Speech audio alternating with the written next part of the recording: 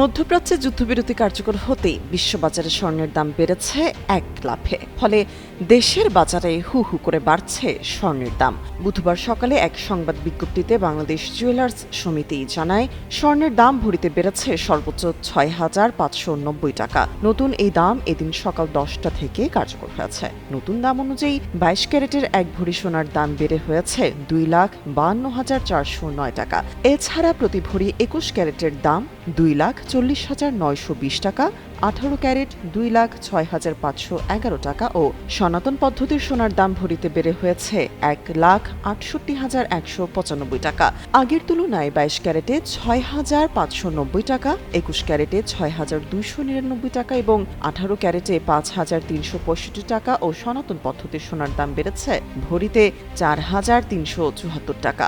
সোনার পাশাপাশি রূপার দামও বেড়েছে ভরিতে সর্বোচ্চ ৩৫০ টাকা। ২২ ক্যারেটের রূপার ভরি দাঁড়িয়েছে ৫,৮৯০ টাকা, গতকাল যা ছিল ৫,৫৪০ টাকা।